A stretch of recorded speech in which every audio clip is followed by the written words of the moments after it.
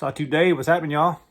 Is the Shark Sawtooth, the Shark 2, if you will. I did a little league profile on that clip point just to kind of get it to where I wanted it. I'm pretty happy with how it looked now. Three people say they're interested in the lotto on this one. So if you're interested and you didn't know that there was a lotto going on this one, it's 450, comes with another scale. I'll do a close up in a minute. Let me know. I'll try to get that one going quick. Extra scale stuff, I'll do that in a close up too. Been a really cool knife week. Get these glasses off. Been a really cool knife week. But I got a lot of stuff done this week. It's been busy work-wise too, but I did manage to get a day off to go work, I guess, but from myself or for what I wanted to do anyhow. We'll get to that down the road. And I had a few loaned in. Like, you know, a while back I loaned a bunch of them out and a bunch of them came back in. So for a while there, the safe looked empty. Now it looks like it's overfilling again.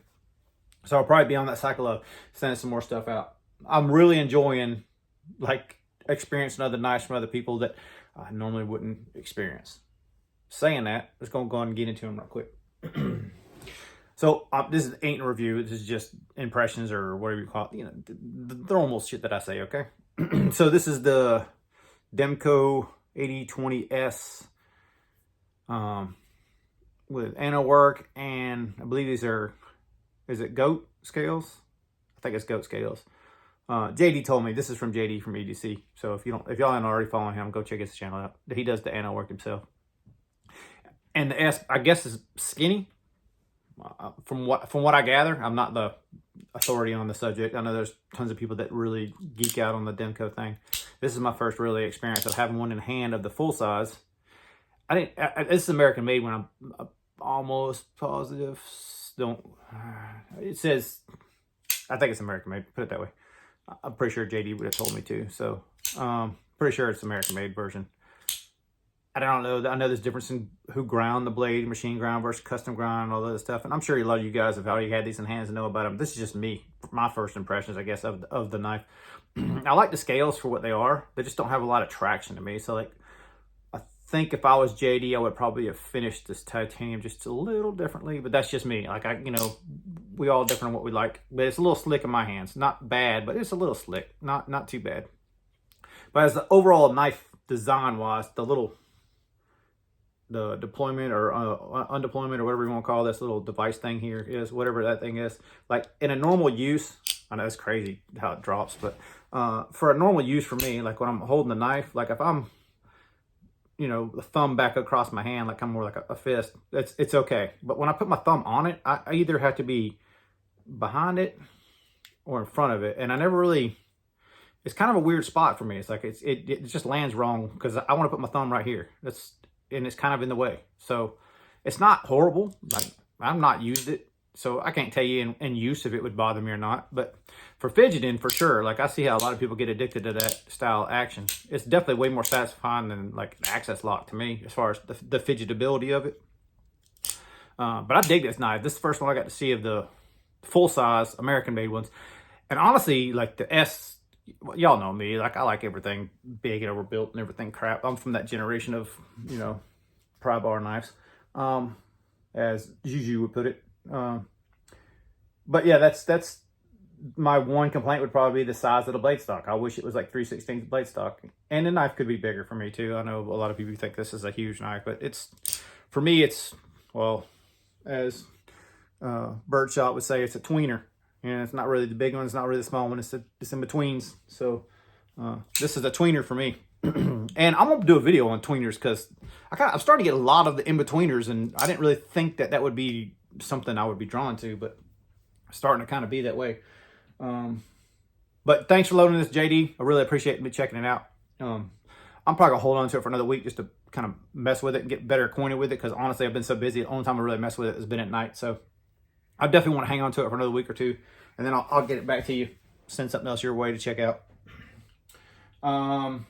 Yeah, let's do this one. This one's been for a while. Like, it's been on, I've sent it to Nick and put it on Nick's channel, but I've never really finished this thing, and I don't know why. This is the EOS. If you go back at Instagram, if you follow me on Instagram and go way back, this thing was like purple and like green. It was not cool at all, but I finally finished the damn thing up I didn't really refinish anything as far as this goes. I really just needed the studs, which I think I showed y'all a couple weeks ago. I finished the studs on it, and then I just went ahead and finalized what I wanted to do on the clip to kind of make it look how I wanted to make it look.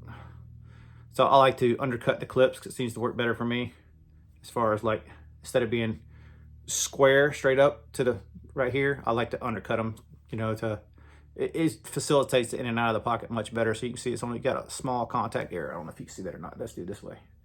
There we go. So you can see it's a small contact area that it's hitting now. So it's a little easier in and out of the pocket now.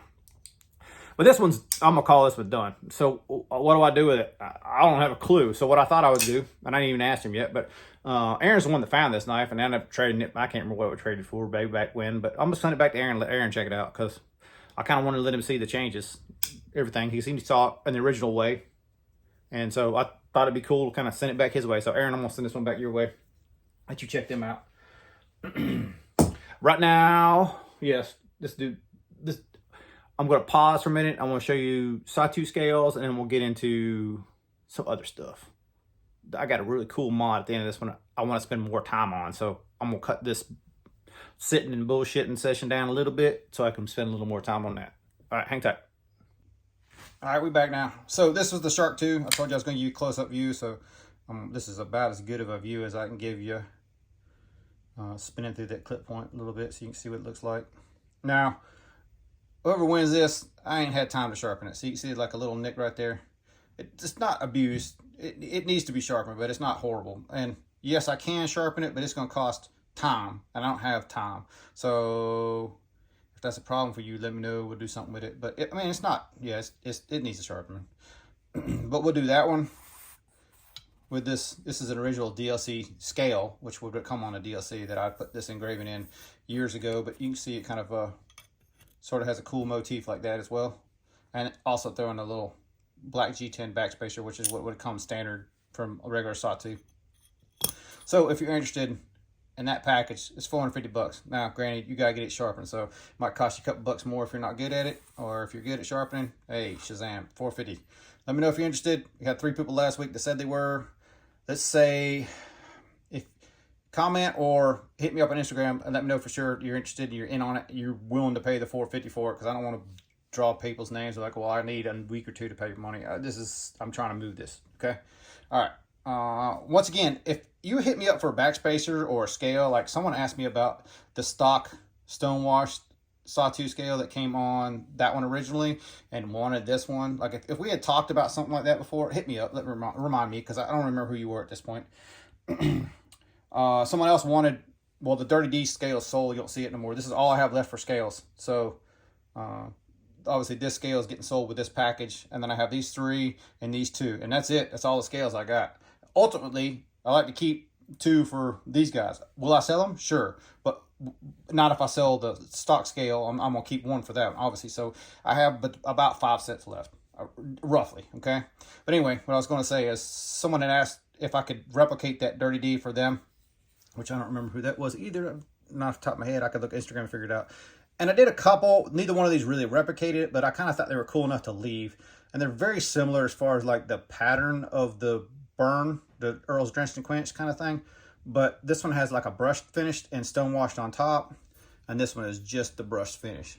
So I think both of them are kind of cool in different ways. They're not the same as the Dirty D, but they definitely have a little dirty look to them. And they're kind of darker. And I kind of like the darker look, especially with the DLC blade. So that's the whole thing with the DLC blade. So I haven't built this one with the Stonewash blade, so I don't have no clue what it looks like with it, but I'm really happy with that one.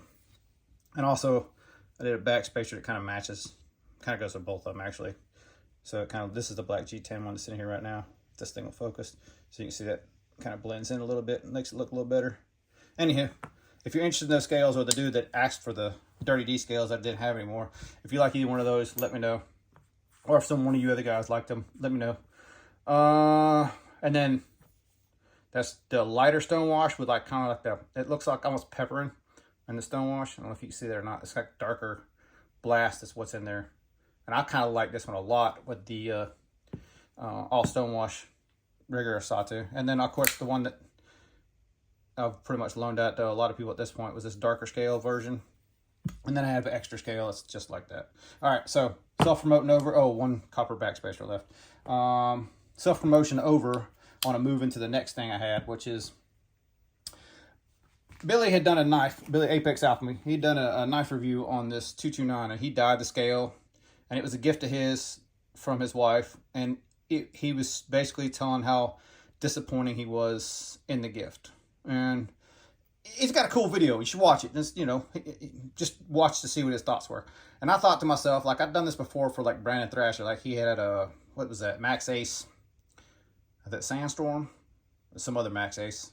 I can't remember what it was, but he was basically saying he liked it except for these features. Well, that's kind of what I gathered from what Billy was saying, is he liked the knife other than kind of the G10 scales. So he sent it to me to check out. Well, I told him, I said, we can do something with that. So he sent it to me to check out.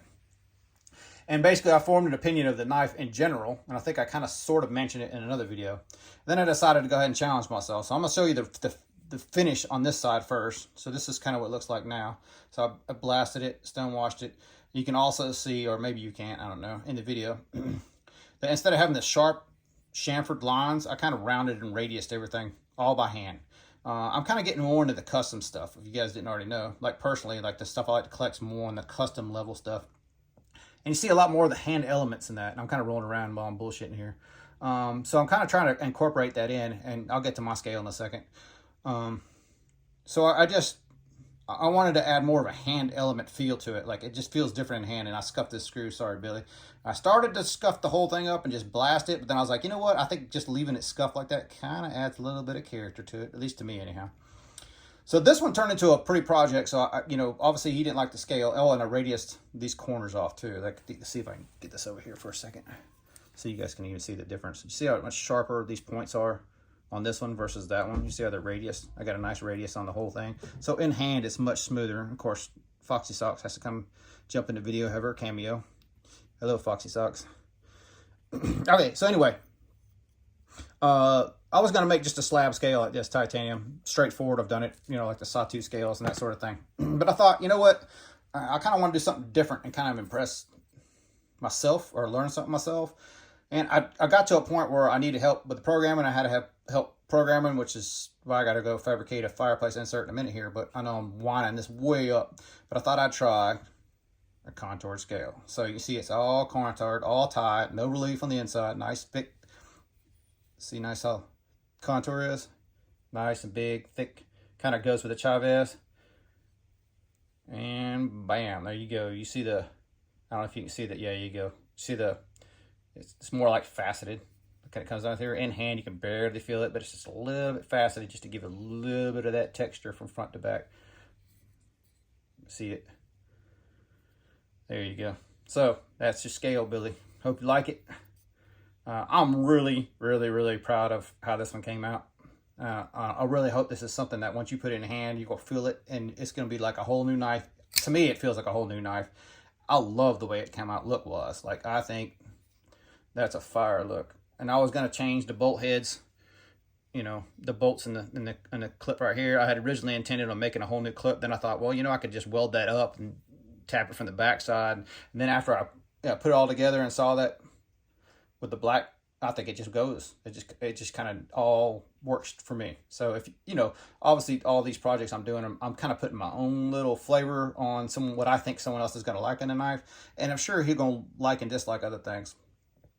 But this, for just so you guys know how much time, like, this is not something I can make and make money on. So just the machining of this titanium, in other words, taking it from a piece of raw and making it look like this, you're looking at about 5 hours. Could I make it quicker after I've got the first one done? Yeah, because I'm proving programs out, but you're looking at about 5 hours worth of my time on just machining on this scale. Is there, like, would I have done some things different? Yeah, definitely. But I learned a lot, and that probably will make a difference. The one thing I don't like is because of that countersink, or kind of the contour on the handle. This countersink could be deeper, so that screw, there you go, it's proud. I'm trying to turn it where you guys can see it, my finger hand. It's proud right there, but in hand, you really don't feel it. So I'm not beat up about it. It's got a chamfer on the side of it, so it's not like it actually catches you. It's just one of those, I wish it would have looked better kind of thing. As far as the inside of this thing, I made everything super tight. Like, if it was, you know, say an 1/8 inch pin, I made it 124.5, like 5 thou or 5/10 rather, undersized. So when this thing goes together, it's solid as a freaking rock, and you can tell, like when you have it in hand and you flick it, it feels good. Like it's a good solid feeling knife. And I remember Billy was just basically just disappointed. Well, I watched the rewatched the video of him talking about this knife. And I haven't touched the blade either. I haven't really cut anything with it, like maybe a string or two, but it's still got the factory edge on it. So this thing is pretty minty right now. I'm super, super stoked on how that scale came out.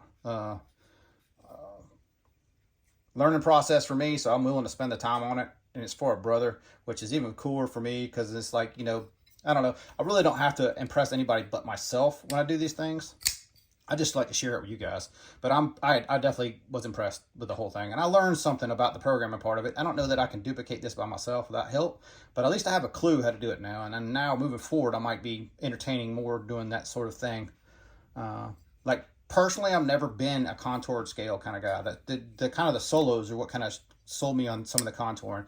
And this, how it is on this one, where it's slab on the back with a nice radius on the corner and then contour in the front, it just has a unique feel to it. Like, I don't know how else to describe it, but like, as far as like the mods that I've done and the drastic changes that it makes to a knife, I'm really happy with how this one came out.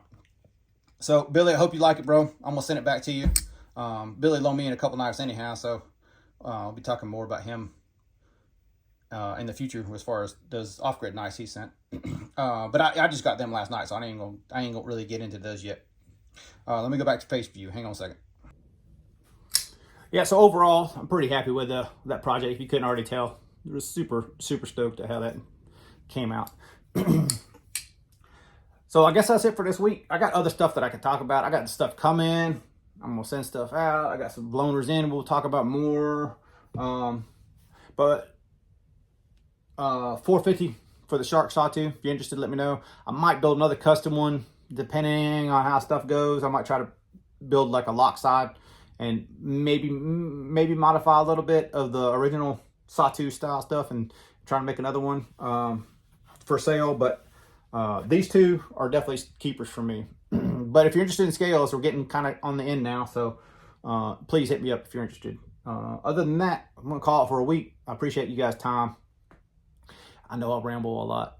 Hopefully you come back and see some more. If not, man, I'm glad you jumped into the video. All right. Y'all be cool. See y'all next week.